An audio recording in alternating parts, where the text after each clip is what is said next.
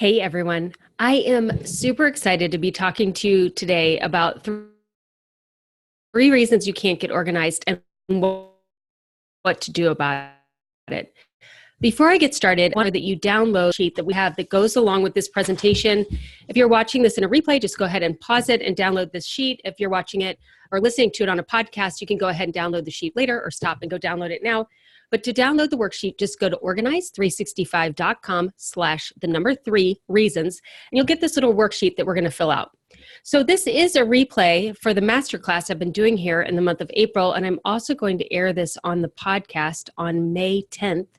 And the name of this masterclass is 3 Reasons You Can't Get Organized and What to Do About It. And this message is one that I've been refining over the last couple of years. I put a lot of the things you've heard in the podcast in the past all together in order to help you with why are you stuck? Why are you not getting organized? It has nothing to do with your spouse, your house, your money, your time. Those are the things we think are holding us back. They are not the things holding you back. It is the things in this masterclass. So let's get started. So my name is Lisa Woodruff, and I want to tell you a little fun stuff about me while we get started. I'm from Cincinnati, Ohio. And Cincinnati is it is the chili capital of the world. It's like where chili was invented, and we have all these different chili makers. And the top 2 are Gold Star and Skyline. And I am a Skyline girl. So if you are watching the video, and you could see the video inside of the show notes if you're on the podcast, if you're watching the video, that first picture was taken by my son at Skyline when we were enjoying a meal together. I like to get a deluxe burrito, all chili, no onion. The second picture is of Hunter. That's my dog, who you just heard bark in the background. He's a Shiba Inu. He's not controllable, partly because I'm not a good dog owner and I haven't trained him. But he's adorable and I love him, and he's in a lot of my Insta stories. And then I have a picture of me with Culver's onion rings. This is my go-to. Like some of you like a nice glass of wine or, a good piece of chocolate. I like an onion ring, a hot, salty onion ring from Culver's. If I want a treat or I'm stressed out, that is where you'll find me.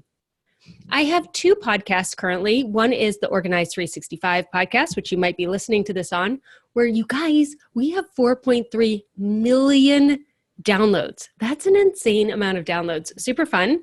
I talk every week about organizing your house, your mindset, productivity, things like that. And then I have an episodic podcast called the Sunday Basket Podcast.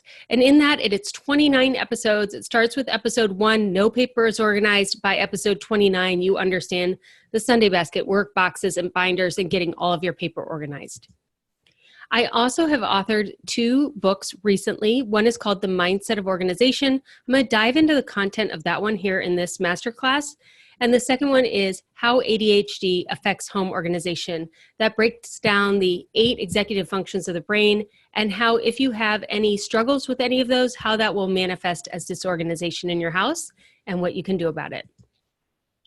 So you're in the right place if you're watching this replay or listening to this podcast and you've tried to get organized before, but you still feel unorganized. Like, what is the deal? Well, let me take you back to December 2011 when I quit my teaching job. And when I quit my teaching job, I was working because we needed the money, and my husband was working because we needed the money. But at this point in December, my husband and I kept taking days off of work unpaid because we had to attend to our kids' needs. Like, our kids needed us and nobody else could take care of our kids but us. So one of us would keep having to leave work, but we were out of sick and vacation and personal days. So we were taking days unpaid in order to go home and be mom and dad. It was the Thursday before winter break. And I was called into the most ridiculous parent-teacher meeting I've ever been called into. Like, it was so pointless. It could have waited until January or, frankly, not happened at all. And at the end of that meeting, I was held back by the principal to then be treated like I was 9 years old and given some ridiculous lecture. And as I was on my way home, I was like, you're 39 years old, a wife, a mother, running multiple businesses, and you're staying after school the day before winter break to be lectured by a principal. Like, I was just done. Like, I was done being lectured to.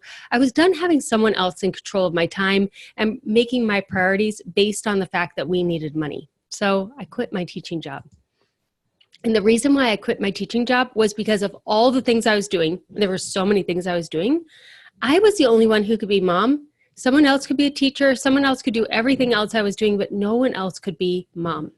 So I quit my job, you have to do your 2 weeks, and I gave 4 weeks. And anyway, it's like the end of January. I'm finally at home. I'd gone to the grocery store by myself. The kids were in school. You know that feeling when you go into your house and nobody else is there and it's just you? Isn't it marvelous? I had brought all of my groceries home and I was ready to put them away.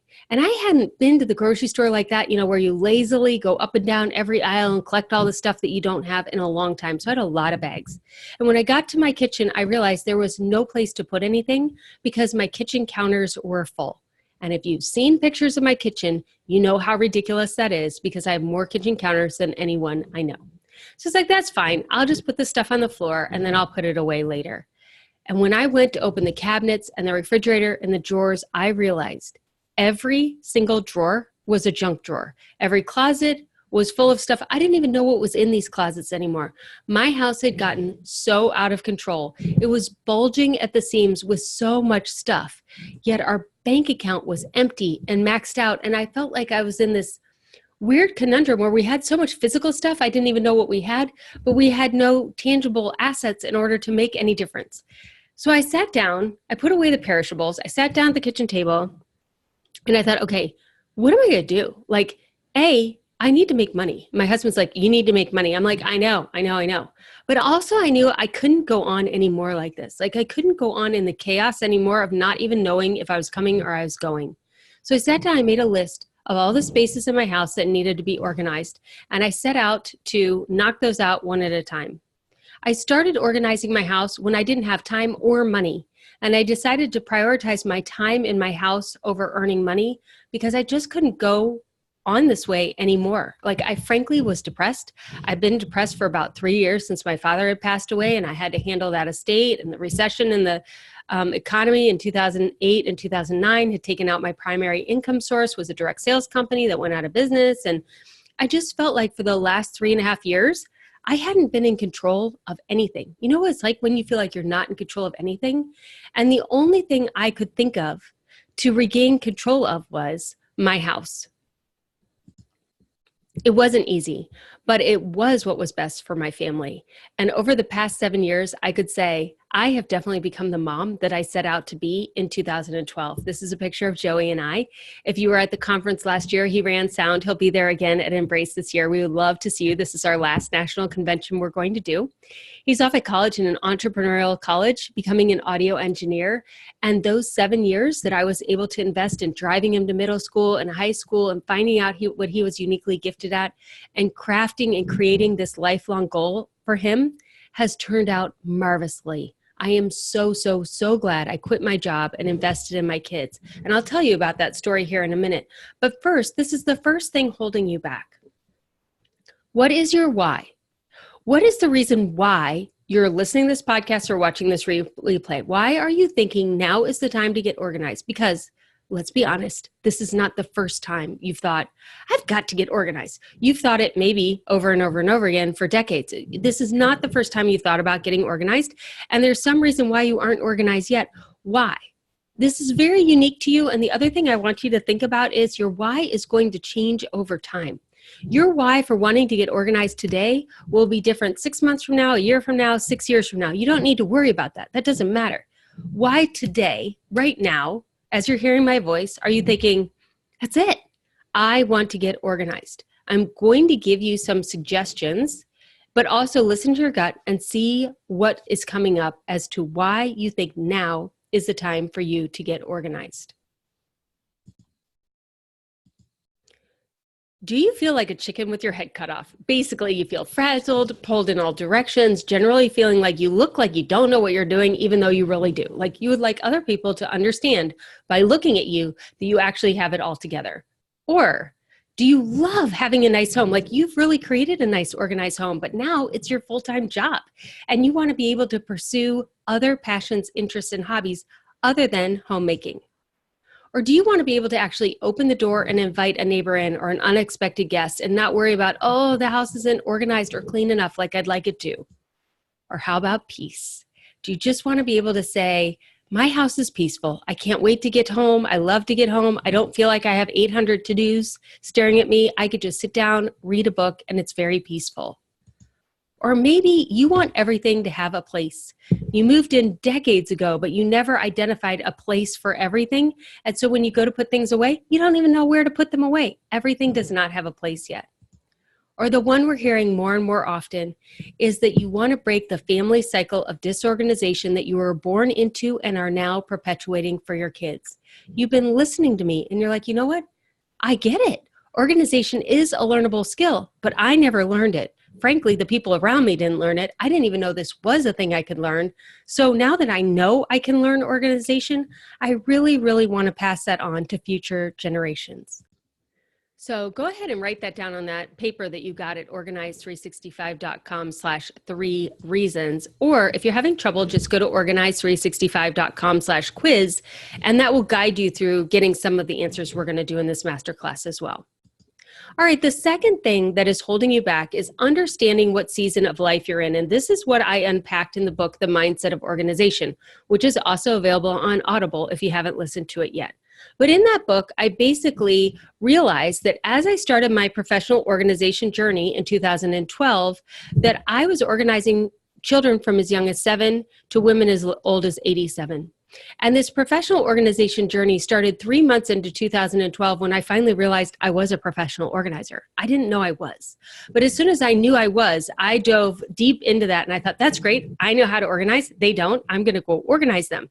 It was over the course of organizing over 100 women in Cincinnati that I realized organization was a learnable skill. But along the way, I also realized that each generation organizes differently. And I'm going to talk about 4 generations, which also coincide with 4 different phases of organizing. The first one is kids. Kids can definitely learn to get organized. Some are born organized, some aren't, but they can learn it just like they learn everything else. And what I found with the kids, with the childhood generation, was the biggest thing holding them back to getting organized was their mother. Because mom would ask the decluttering questions with sometimes an ulterior motive. Like maybe she spent a lot of money on the thing the kids wanted to declutter, or she thought the thing that they wanted to keep was really ratty and didn't really match the decor of the bedroom and wanted it to go. And so my job as a professional organizer with kids was to do just as I did as a school teacher, sit down on the floor with the kids and say, okay, why is it you don't like to wear turtlenecks? What's the matter with those shoes? Why do you think that your stuffed animals are staring at you in the middle of the night? And when they would give me the answers or tell me what they liked and didn't like in their room, their only decision that they had to make with me was if they wanted to keep it or not. If they didn't want to keep it, we put it in the hallway. And everything they did want to keep, then we ended up containerizing and giving a space in their bedroom, kind of like a classroom, but I told them it was their mini apartment. So we created little tiny zones inside of their bedrooms, the stuffed animal zone and the dress up zone and the homework zone and the getting ready zone.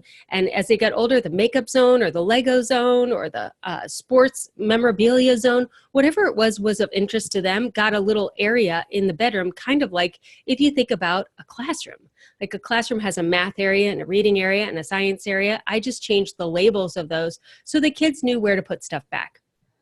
So when organizing kids, mom could have anything she wanted that the kids didn't want out of the bedroom. However, she had to put it somewhere else other than in their room because that was their apartment. And they then were responsible for the ownership and for the cleanliness and organization of that space going forward. So I loved organizing kids. Then I got into adults, and millennials are right now 20s and mid 30s are the age of millennials. Now, first of all, there are a lot of connotations that go with generations. Some people think that their generation is great. Some people don't like being identified with their generation. Don't read too much into this. You are whatever you are. It's no big deal. Sometimes it's good. Sometimes it's not great.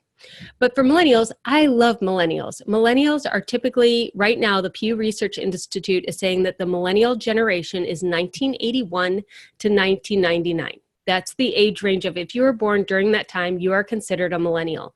And one of the things I noticed about this millennial generation right now is they're not really into physical objects, they're more into memories. So they store their experiences in memories versus things. This is going to be important in a few minutes.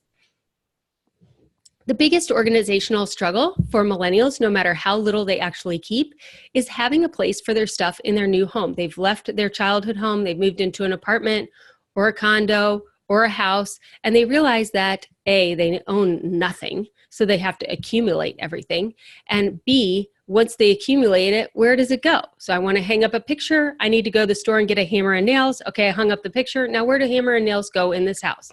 Okay, I'm going to clean the house. I need a vacuum. I need a broom. I need a mop and all that. Okay, where is that going to go? How am I going to store that? So every single thing you want to do when you move into your new house involves going to Home Depot or Walmart.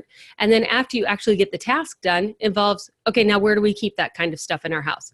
When you move out, you realize you own nothing and you've been borrowing everything from your parents. And this is fine. That's normal. That's what everyone does. Along the way in your 20s and 30s, you often will accumulate more than a hammer, nails, and a broom. You may accumulate a spouse, a kid, or two, or three, different jobs. You may move.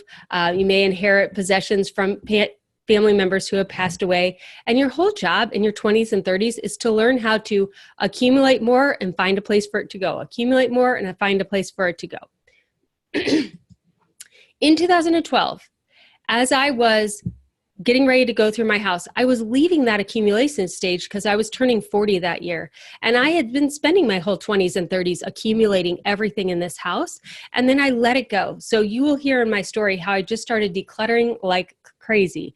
And most of getting organized in your 20s and 30s is decluttering. Then I was moving into the survival phase, which I say usually is like 38 or 39 until about 55, just depends. You go through these stages in order, but the time frame can change.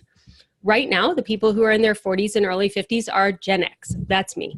We just mark our generation with an X. No one really cares. Although somebody said X stands for exceptional, I think I'm going to start saying that. Generation X is much smaller than the baby boomers or the millennials on either side of them. We are almost all in the workforce right now. Even if women have been home with their kids in their 40s and early 50s, they will at least take on a part-time job for retirement needs or for kids' college needs. So most of us are working in some capacity. And those of us that aren't are in some heavy volunteer role. And we are literally helping the schools and the churches and the communities in our area run because we have such large volunteer roles inside of there. Generation X has a lot of sandwich smushiness going on. Like we're taking care of our kids who are the highest special needs population of all time. Like the amount of children that qualify for IEPs is super high. We're taking care of our parents or grandparents. And a lot of women in their 40s really start to realize that, hey, what do I want to do? Like I'm so used to serving others, but I have something unique inside of me that I want to bring out in the world. And how do I do that? Like, can I please get out behind the dishes and the laundry and the driving and the job and do anything other than 30 minutes a week of me time? Like, I want to be creative. I want to create something new, but we're always in our car, so we can't get organized because we're in our car. And that's how I've been the last 7 years. Like, how do you juggle being the mom and taking care of the house stuff and starting a business? All those things are in that survival stage. Now I am leaving survival, even though I'm only 47, and I'm moving into the downsizing and legacy phase because my kids are moving into college and beyond, and I am ready to move into that more simpler, minimalistic lifestyle.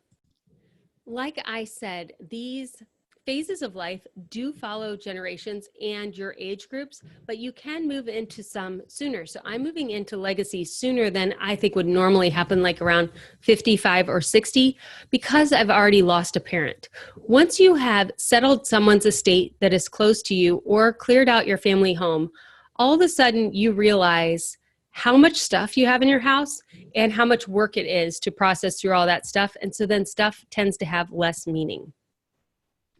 Now, the last phase of life, which is downsizing and legacy, is mostly where baby boomers are. They're like 55 to 70 years old. The traditional designation of a baby boomer is born in 1946 to 1964. Now, my mom and dad were born in 48 and 49, so they're on the very older end of baby boomers. They're like, you know, the first baby boomers. And the baby boomer generation is so big size-wise and age-wise, because it spans a whole 18 years, that there are some people who break it into older baby boomers and younger baby boomers. So as you hear me talk about baby boomers, my frame of reference is my parents, who would have been at the front end of that baby boomer. My husband was born in 1967, so he's one of the oldest in Gen X, but it's hard for me to think that like just 3 years older than Greg is still a baby boomer. So the baby boomer, all of these generations are very, very big, and you will find yourself identifying with one or the other as you go through life. But it's good to know, what phase of life are you in? Are you accumulating? Are you surviving? Or are you in downsizing and legacy? And what generation do you belong to? Are you a millennial? Are you Gen X? Or are you a baby boomer? We have all three in the Organized 365 community. 50% of us are Gen X, 30% baby boomers, and 20% millennials. So inside the 100-day program, we have all different age groups represented. The thing that I notice is difficult for baby boomers and millennials, specifically if the parent is a baby boomer and the child is a millennial, is they store their memories differently. Baby boomers store their memories in physical objects. And so when they look at a physical object, they remember that experience. Millennials store their memories in experiences. So the object doesn't mean anything, the experience means something.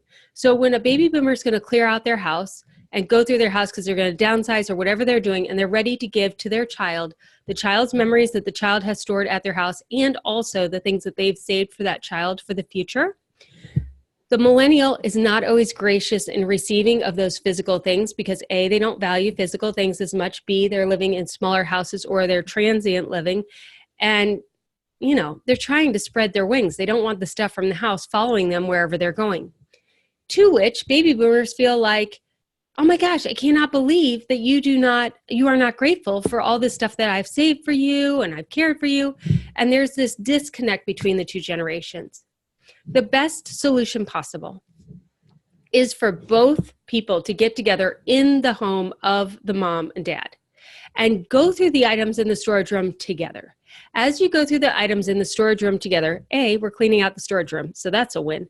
B, you could take home what you want to take home, child, and put in your house. That's fine. And C, you're creating an experience while you're going through that storage room. You're going to be able to share the memories, laugh and cry over all these things that you find that are physical in the storage room. And at the end of that day, the memory will have been passed from one generation to the other, but the item that held the memory doesn't necessarily need to be held onto once the memory is transferred. So if the baby boomers can start to realize that really what they're trying to do is transfer the memory from them to their children, and the children can realize that this is how they process transferring that memory, then both of you can give up the physical item and move on. All right, so there's room for you on your paper to write down what generation you're in and what phase of life you're in. Now, the next thing that I want to talk to you about, okay, so also back on that point real quick. As you transition from one phase to the next, your whole life gets shaken up like you're inside of one of those snow globes. So I quit my job. Yes, that was chaotic, but I was also turning 40 and my kids were entering middle school and I was firmly moving out of accumulation and into survival. It did not matter that my house was going to be disorganized no matter what, no matter how organized of a person I am, which I am a very organized person, because the way I organized that house when my kids were babies and in grade school is not how I need that house to function for middle school, high school, and children going into college. And now, this year, our household operations have gotten shaken up again as Joey's gone off to college. Abby has moved into the basement for her mini apartment to finish her homeschooling and her high schooling, and I've moved into her bedroom as my office. Like, we're moving all the different rooms in our house again as we're moving into this next phase of life, which is downsizing and legacy and mom working from home and the kids starting to spread their wings and go out on their own. So as you go through those two big phases, your house is going to change how it functions, and that's why your organization needs to change as well. All right, so if you're not in one of those big changes, you're like, well, that's great. My house is just a hot mess, and I'm like in the middle of accumulation, survival, or downsizing and legacy. Fine, no problem. Now we need to figure out where you are in the cycle of organization. So inside of each of those phases, you go through this same cycle each time, which is decluttering, organizing, and increasing productivity. So let's jump back to 2012 in January when I started organizing my house. So I went through all these spaces in my house, which are now the 100-day home organization program. I went through them in those 100 days. And at the end, I literally, no doubt about it, eliminated 50% of what we had in our house. I mean, every single day I was taking carloads of stuff to Goodwill, donating furniture. We had a huge garage sale, like so much physical stuff left our house. I thought there was going to be nothing left. Frankly, Greg thought I was going to declutter the kids because there was stuff going out of this house so much. I was donating. At the end, I was so proud of myself. I was like, yes, I am organized. I have done such a great job. I had launched my professional organization business. What I found out in the fall when I went back through those same 100 spaces in my own home was this. 85% of what I had done was decluttering. 15% was organizing. What do I mean when I say that? What I mean is I got rid of a ton of stuff that we didn't love, we didn't need, or we didn't use. However, I had not put in any organizational systems. I had not married like with like items. I had not created any better functionality in our house. I had just reduced the load of stuff in our house hugely. So we'll come back to that in a minute. In the summer, between when I did the first session and the second session, I decided I was going to do the same thing for our paper. I was going to organize our paper. What I ended up doing was touching every single piece of paper we had in files and binders and piles and everywhere. It took me all summer. I even took paper to the swimming pool, and I sorted paper every time the kids wanted to go to the pool. I was sorting paper every time I was not physically organizing someone else's house. Again, I decluttered probably 80% of our paper, but it was not organized yet. I just put it back in the filing cabinet. I didn't at that time understand that filing cabinets would not solve my problem. I just reduced my paper load. Now in the fall, I went through my whole entire house again, all 100 spaces again, and this time I did set in some organizing. I would say 50% of what I did was decluttering. I was still decluttering, and 50% was setting up organizing. I can remember one of the things that I organized first were nail clippers. You know, nail clippers to clip your toenails and your fingernails? No. Well, I had middle school kids, and we could never find nail clippers. Like, ever. Whenever you wanted to clip your nails, we could never find them. And when I did this organization, do you know how many pairs we had? 9. Not 4 people, 9 pairs. We could never find any of them. At that time, I said, fine, they are always going to be in mom and dad's bathroom. All 9 of them went there into there so the kids would know where they were. And then anytime I found nail clippers, wherever they were, all over the house, I would take them and I would put them in my bathroom drawer again. So that was organizing, deciding where each thing was going to go and then putting them back in that place.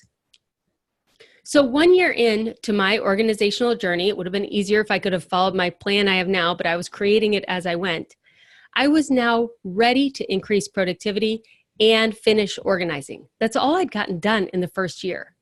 And I found out that decluttering is easy and physical. Like, it's exhausting. It takes a lot of gross motor. You're getting rid of a lot of stuff.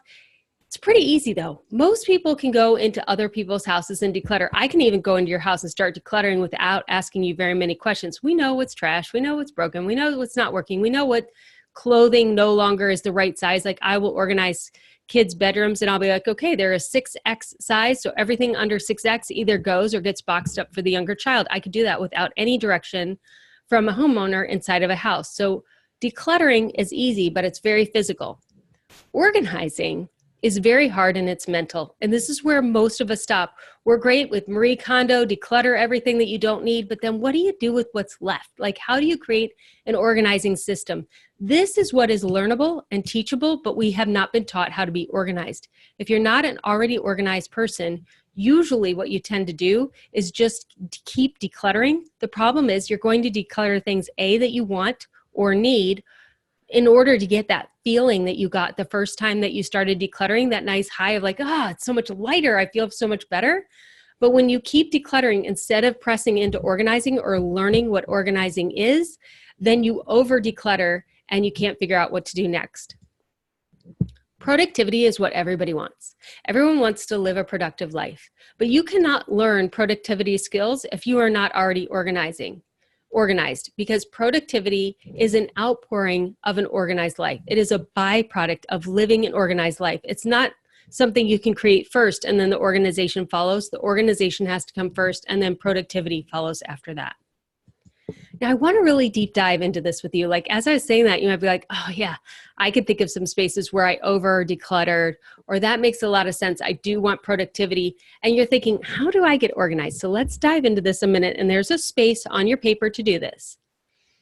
Right now, in your house, if I said which spaces either are organized, or if I gave you the weekend you could organize on your own, what are you going to write down?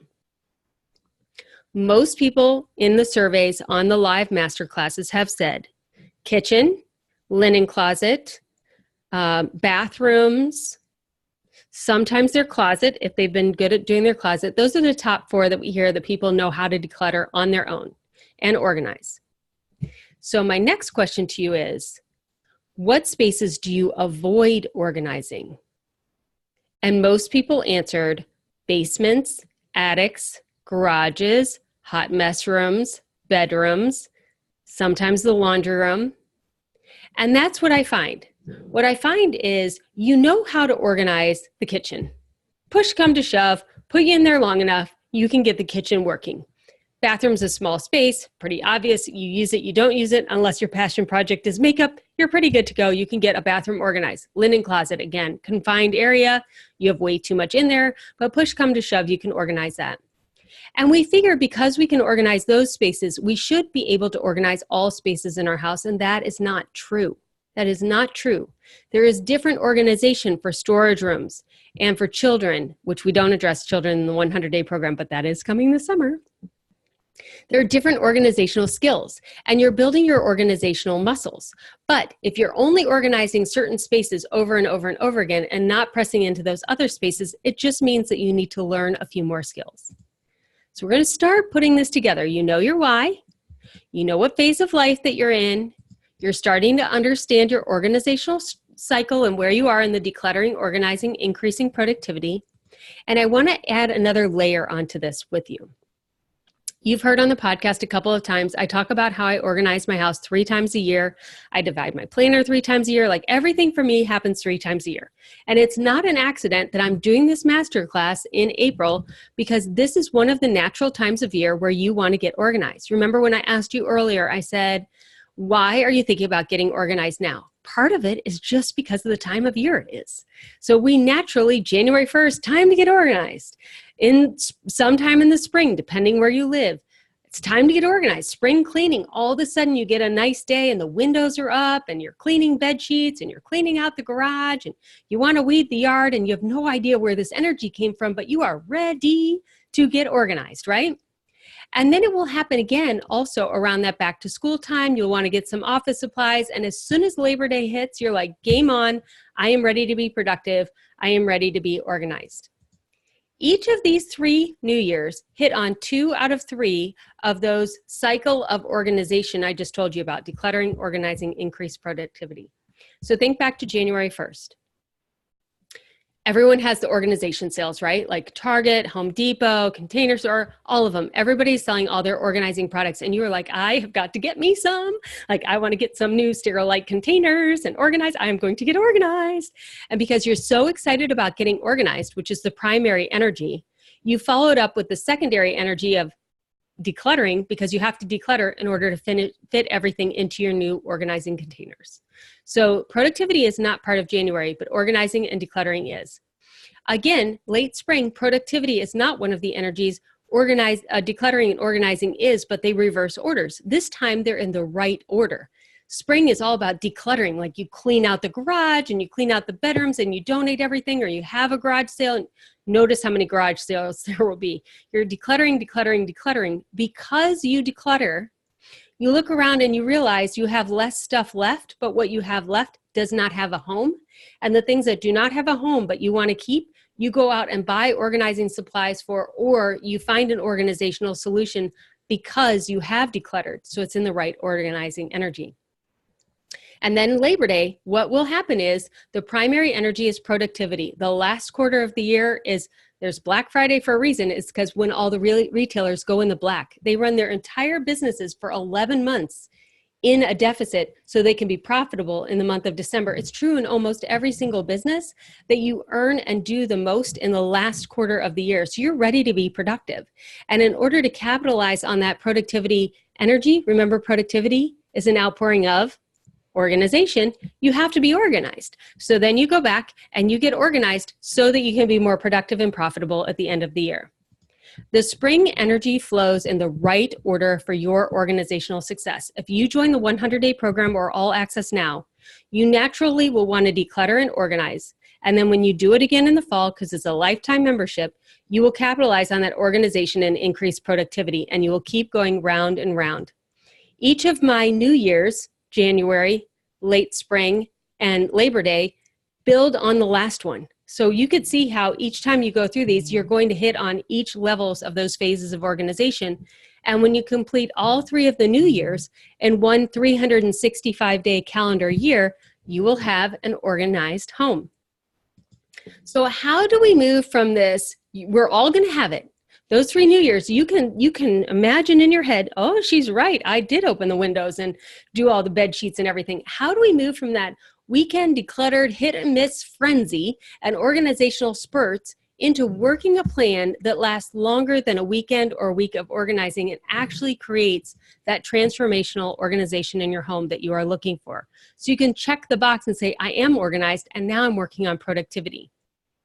The first thing we have to do is figure out how much time you have and block that time off on your calendar every single day, because the commitment at any level, any amount of minutes that you will give me over time will yield you an organized result, which means like this.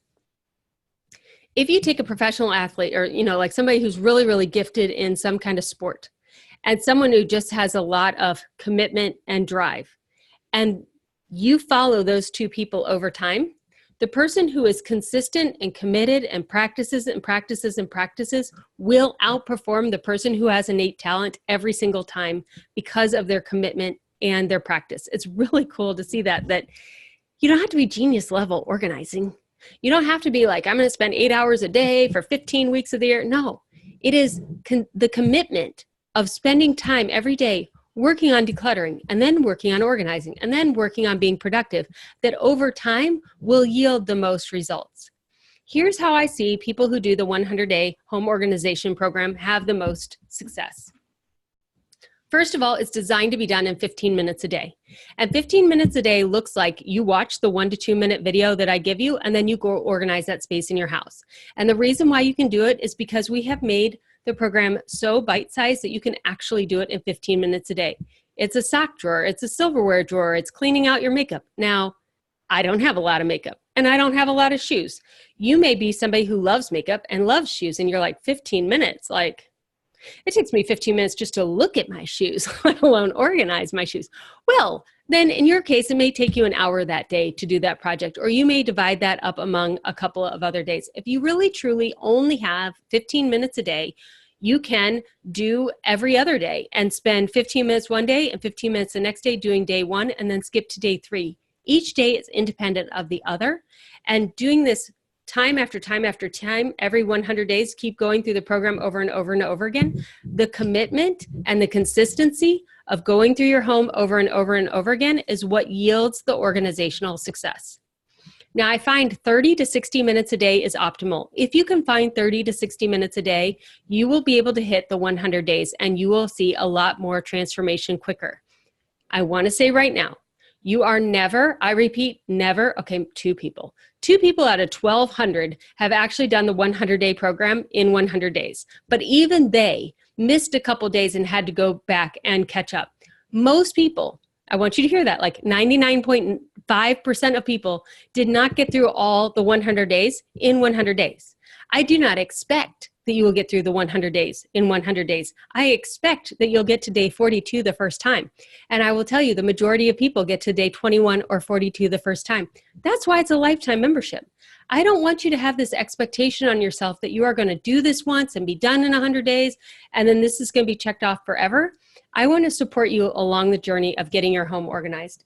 Now, if you don't have 30 to 60 minutes a day, maybe you have 2 hours twice a week. It's the same amount of time. So maybe you say Thursday nights and Sunday mornings, or Saturday mornings and Friday nights are going to be my organizing time, or I'm just going to do 4 hours on a Saturday morning for organizing. This is what I'm going to do for the next 15 weeks or however long.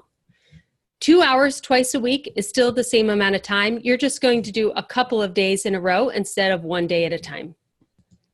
Now, they say you can't buy time, but I 100% disagree with that statement. And I know for a fact that every single minute you spend organizing will buy you time in the future. You know this is true. Like, even just the simple thing of dumping out your purse, rearranging your purse, and putting it back together again. Don't you save time every time you reach into your purse for your wallet or your lipstick or whatever? Or when was the last time that you went and you just really cleaned out your closet, and then you went in the next day to get dressed? Weren't you able to make decisions and get dressed faster? Organization always, always, always buys you future time. So the real question is, when and where are you going to start? I want to make sure that you have your paper filled out now. So we've written down our time, how many minutes per day you have or minutes per week. You know where you are in your cycle. You know your why, the areas that are easy for you to organize, the areas that are hard for you to organize. Why now is a great time for you to do this in your calendar. So if you're listening to this real time, it would be spring, and it's because the organizational spring energy is in the right order. And then now we're going to work on the bottom of this paper, which is, what is your next 100-day plan? I'm going to tell you about the 100-day home organization program and all access in detail, so you know exactly what Organize 365 has to offer. If you have another plan, write that down. And I also right now want you to think back to 100 days ago, which was the beginning of January 1st. January 1st, when you were going to get organized and you had a plan, what was your plan to get organized? And how well did you do on that plan? How well were you able to stick to that plan? And did you get as much organizational success as you had hoped you would? So there are 3 steps to having any successful organization plan. The first one is you need to comprehensively go through your whole home 3 times a year. So those 3 seasons I told you about will spark your organization, and you will do that 3 times a year. The second one is paper is its own beast. Like right now, if you've never gotten organized before and you feel totally overwhelmed and you're full of clutter, you might be thinking, why does she keep talking about paper? I don't even have paper. Let me just tell you. This is a fact.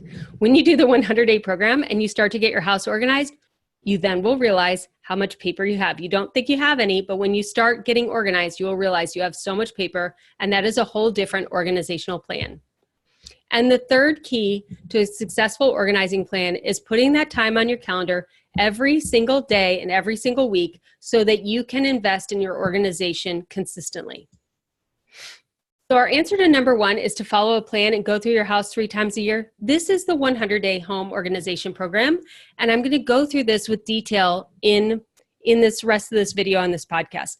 Now, normally when people are watching this masterclass live, they're typing in their questions as they go. So feel free to turn your paper over and write down any questions that are coming to your mind as you're listening or watching this. And then if your question is not answered by the end of this podcast or this live training, go ahead and email us, lisa@organize365.com, and Michelle will clarify anything that you don't understand from this point forward. Okay, so the 100-day home organization program starts in the kitchen, and there's a reason for this. Number 1, almost everyone says the easiest area for them to organize is their kitchen. Not the easiest one to keep clean or for their family to toe the line on, but the easiest one for them to start. Like, push come to shove, I think all of you could sort a silverware drawer, right? Like, you can sort your silverware drawer because you already know how to do that. And I'm going to have you do it, and I'm going to show you a video, and I'm going to take you through the 5 steps of organizing any drawer. When you do that, you're going to be like, okay, I know how to organize the silverware drawer. Oh, wow. I hadn't thought about it that way. I didn't realize I was going through all these steps in organizing a silverware drawer the way Lisa just said, but I definitely am. I definitely am going through all of those steps. And then you in your brain are going to learn that is how you organize any drawer. And the tips and tricks I just taught you about what you naturally are doing in your silverware drawer are going to help you a week later when we're doing the junk drawer in the kitchen, and a couple of days later when we're doing all of the other weird random stuff that you have in drawers in your kitchen. And so you're not only getting through your house and getting organized, you're literally learning how to think like an organized person, how to make those organizational decisions as you go along. 3 weeks, people. We're going to be in the kitchen 3 weeks.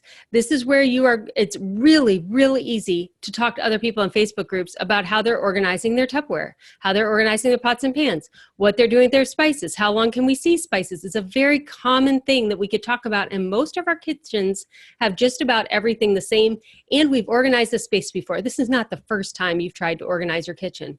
Also, the majority of your awake time is spent in your kitchen. And if you have family, they're in there too, and they will notice your change and what you're doing and getting organized right away. So we start in the kitchen. Then we move the next 3 weeks into the areas that are going to impact you, not your family, but you, your master closet, your master bathroom, and your bedroom. And these 3 spaces, what I find to be true is people usually tackle 2 out of the 3. So either they could do the bedroom and bathroom, but the closet is hard, or they do the closet and bathroom, but the bedroom has become their hot mess room and they really can't tackle that the first time through. So if you get to the days 22 to 41 and you notice one of those three is harder for you to do than the others, totally normal, totally normal. Don't worry about that. But when you can get those 3 weeks done, this is where you spend the majority of your time, going to sleep, getting up, getting ready. Now, once these two big areas are done and we're through 42 days, your kitchen, your bedroom, your bathroom, your closet are functioning well, this is where you spend 80% of your time in your house are in these areas. And it is immediately going to give you extra time, extra motivation. You're going to feel good about yourself because whenever you walk in these areas, you're going to be like, yeah, this is organized. This is organized. Now, every other area of your house is going to start to seem so much more disorganized because these will be organized. And that's where day 42 to 100, we go into family rooms, garages, storage rooms, all of that. I will tell you, your first time through the 100-day program, this is where you're going to see the biggest impact. And then your energy is going to wane and you're going to fall off. Totally normal. I totally expect it. You should too. So do not worry if you don't get past day 42 the first time, because the second time through, you'll breeze through these spaces and the encouragement and motivation and energy that you have and the new skills you've learned will start to carry you further into the 100-day program. When you sign up, you end up getting logged on to our dashboard. So this is what the Organized 365 dashboard looks like. There are 5 purple slash pockets at the top, and all of those are the 100-day program. You'll be able to see all 100 lessons at once. So if you want to start early or you're listening to this podcast in July, feel free to join anytime. Like, this is not a metered out program. You have access to all of it right away. You can jump in at any time and get organized. And then on the webinar, I'm showing inside of the 100-day program. Here you have the video. It's only 1 to 3 minutes in length. It is not supposed to be long. It's supposed to get you started, get the ball rolling, and then you organize your space in that 15 minutes a day. There's a little bit of a blog post. There's an image of what my house looks like, or maybe some ideas of other people's houses. And then on the bottom, if there's any specific organizer I used in the space, I give you a link to that organizer in case you need that as well. The other component of the 100-day program, which is really fun when you start and becomes more powerful as you progress through the 100 days, is the planner. And the planner is no joke, you guys. It's pretty significant. It's 120 days, so it's not a full 365-day planner. It's designed to have 3 of them throughout the whole calendar year. 1 is included with your purchase. Everyone after that is you purchase a la carte if you like it. The first 15 pages are all about planning and living a productive life. The more you do the 100-day program, the more those front pages have meaning for you and help you shape a truly powerful, productive life. Inside of the main part of the planner that's broken out month by month and week by week, every single week we have a 2-page spread in which we walk you through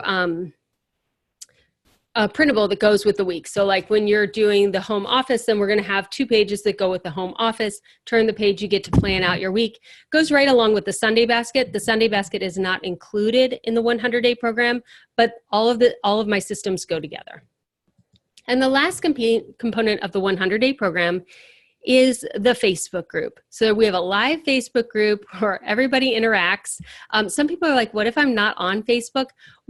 This is the only way to do this. We do have people that will create a Facebook account just to be in the Facebook group, and they do it anonymously. As long as you tell Michelle, she will let you in the group. It's a very powerful part of the program, but it's not necessary.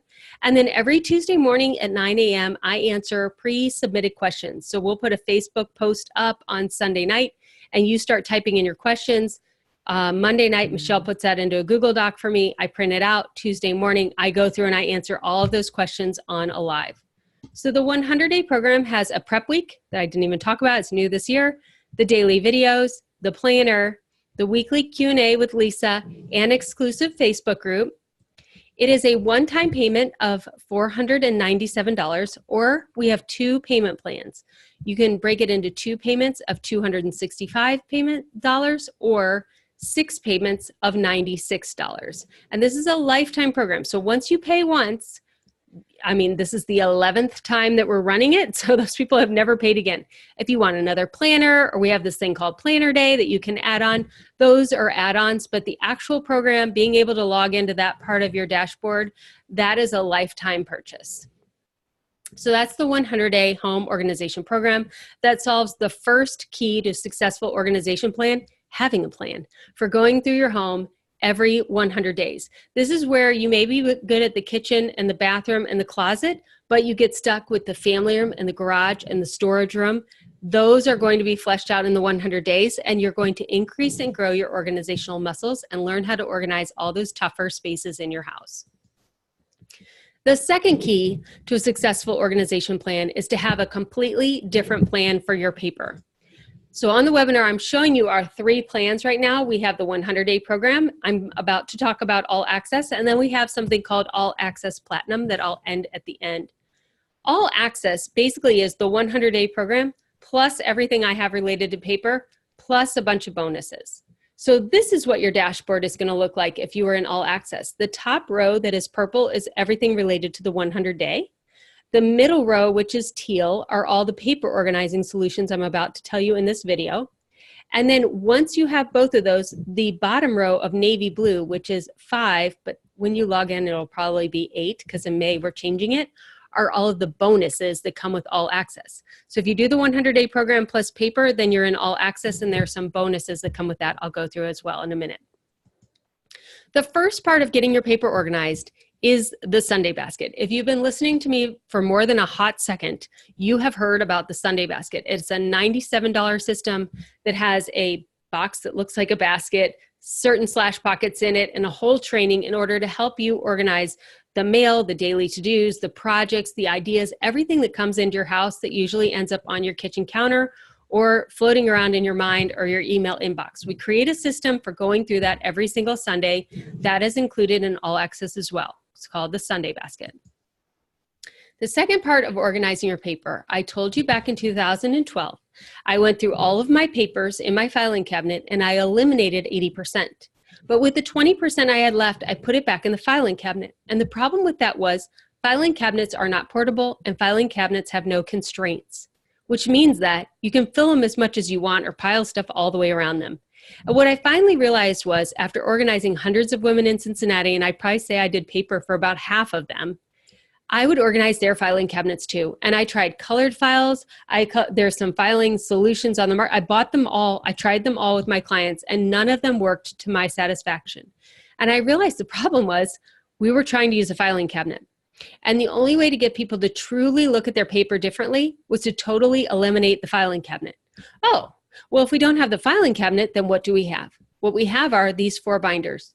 They're 2-inch D-ring, 1-touch deluxe binders. We had somebody just come to the paper organizing retreat and she said, okay, I have looked. I am a binder snob. I have looked everywhere and I cannot find a binder as high quality as yours. I said, I know, because the manufacturer, when we had them making it and I told them my specifications, they said, do you know how much that binder is going to cost? I said, yes, make it. I love binders. I mean, these are deluxe binders. They are 2 inches thick. I have lived in my house for 22 years. I have 2 kids, multiple businesses. All of our paperwork fit in these 4 binders. I don't need more binders. Once you have the right binders, you can then eliminate your filing cabinet into binders versus trying to figure out what you should and shouldn't have. Now, one of the things I guess I haven't been doing a very good job of explaining this is somebody said, does anything come in the binder? Oh, yes, so much comes inside of the binder. We have all of these printables. It's a combination ebook, printables, organizational system that comes within each of the binders.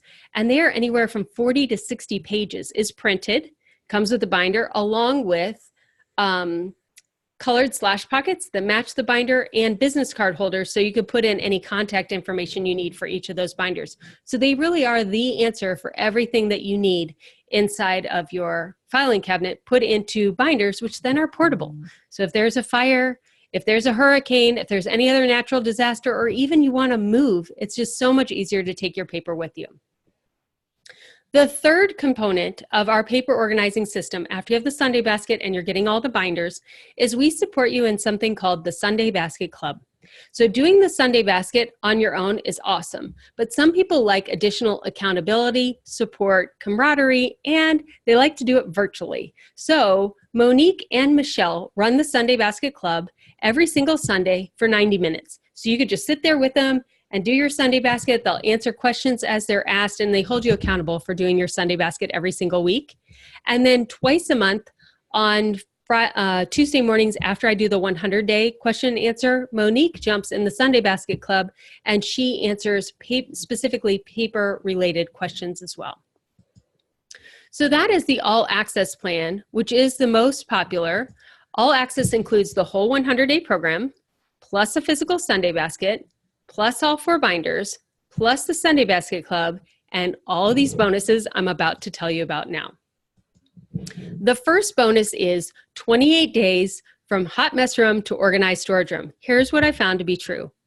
Organizing your house through the 100-day program is completely different than organizing a storage room. We do the storage room in the 100-day program for 7 days, and you can start to organize your storage room with that. But when you truly want to set up your storage room in a very, very organized way, there is a system to doing it, and I have replicated it over and over and over again. And the thing that people get caught up in organizing their storage room is they think, I don't have a basement. I don't have a this. I don't have a that. And this program will work in a basement, an attic, a garage, a guest room, or an outside storage unit. You have one of those 5. I have no problem with you getting an outside storage unit for your storage, especially if you live in an area where there is no garage or you live in an apartment. Not a problem. I think storage units serve a purpose, but they should be organized. And the way to do this is this 28-day plan. Now, I'm not saying you can do it in 15 minutes a day. You know it is a hot mess room, right? But when you follow this step by step by step all the way through, you will end up with a glorious, gorgeous, organized storage room that works. The reason why this is a bonus in All Access is because you need to have your home already organized before you tackle this. Your organization muscles need to be really, really good before you try to set up a storage room the way I'm going to explain in All Access. The second bonus is 10 steps to an organized email. This is where I go through my email and I show you how I get to inbox 0, or right now it's about inbox 20. I'm fine with 20 to 0 is about what I try to get to most days. I only get to email inbox 0 maybe a couple times a year. Let's be honest. As soon as I do, another email comes back in. But I don't set up folders. I think my admins do, but I never use folders. I don't understand folders. I'm not a digital person. So I unsubscribe to things. But I use Gmail, and I'll show you in Gmail how when I look at my email, I have my inbox here, and then I have these different sections that match my Sunday basket so that I can color code things. And that works only inside of Gmail. But this program, 10 Steps to Organize Email, will take you from, some people have 25,000 emails, down to 20 and everything organized. Again, just like the organizing the storage room, you need to have your Sunday basket working. You need to have your house organized. You need to have your filing cabinet and binders before you're going to start tackling this behemoth of your email. But when you're ready, you'll just go step by step by step. Some of those steps may take weeks. It's fine. When you're done, your email will be as organized as your storage room is. Bonus number 3 are some fun rainbow printables I used to have on Etsy, so I just threw them in here. Bonus number 4 is I realized with so many people in the All Access program, they're doing the 100 days, plus they're doing their Sunday basket, plus they're doing their binders, and they're trying to add in the hot mess room. They needed another touch of me. And so what we do is once a month, we send anyone that's in All Access a newsletter. And in that newsletter, we tell you what the organizational energy of the month is and what the easiest thing for you to organize that month will be so you can follow what is easy seasonally. And we have a webinar where I then verbally tell you about that energy and I answer any pre-submitted questions specifically around how to do all of All Access within a calendar year. Bonus number 5 is 10 steps to an organized move. So when you're ready to move, you just download this and go through that book. And bonus number 6 is brand new. It's being released May 1st. By the time you hear this on the podcast, it will be released. The number 1 request we have been having is, can you please make the binder inserts editable? And we did. It took forever. There are so many lines. Those inserts are so detailed, and we revamped the inserts as well. So everything's been upgraded, edited, and we made everything absolutely editable, but that is only a bonus inside of All Access. So if you buy the binder outside of All Access, you will not receive the editable PDFs that go with that. All right, All Access really is our All Access, our all-in program. It is one payment of $997, or we just came up with a payment plan for All Access, which we have never had before. It is 6 payments of $186. So many people have already been taking advantage of this. They're like, thank you so much, because I wanted all of the things together. If you take us up on the payment plan, however, we do not ship you the whole $1,000 worth of product and unlock your whole dashboard. What we do is we give it to you over time as you make your payments. So with your very first payment, we will send you the planner and the Sunday basket and unlock your whole 100-day dashboard. So you can make your Sunday basket, go through your planner, do the 100 days. You'll have no problem. You can get through all of that. Then on payment number 5, which is about when you're done with the 100-day program, that's when we will ship you your 4 binders. And on your last payment, we will go ahead and unlock everything on your dashboard. You'll be able to get all your bonuses at that time. Now, the third plan that we have that will be expiring June 1st and will be replaced with something else is called All Access Platinum. And All Access Platinum is $2,000. It has the 100-day program in it. It has everything you just heard about All Access in it, and then these additional bonuses. You will get a ticket to Embrace in June. It's our last Embrace, which is why this is expiring June 1st.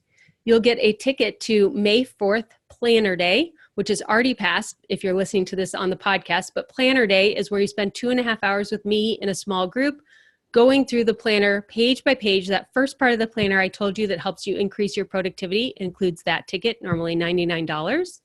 You'll get a ticket to the live September paper organizing retreat here in Cincinnati, 2 coaching calls with me on the phone, and then also another printable that'll map out your 365 days. At the time of this recording, we just have 10 slots left, so it may be that this is already sold out by the time that you watch it, but this will be replaced by something else in July as well.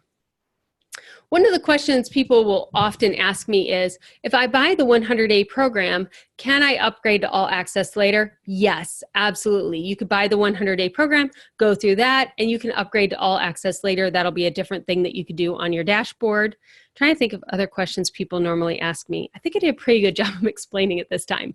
But feel free to email us, lisa@organize365.com, if you have any questions about anything. You can go to organize365.com, just scroll down. You're going to see this graphic that's going to have 100 days, All Access and All Access Platinum, and then you'll see all the different purchasing points. And if you click on any of the pictures, it'll take you to just the 100-day program, just All Access, and show you everything that's within each of those programs. I am so excited. I want you to know that you are not alone. You have what it takes. You were made for this. You are ready to get organized, and I would love to be part of your organizational journey. Thanks, everyone.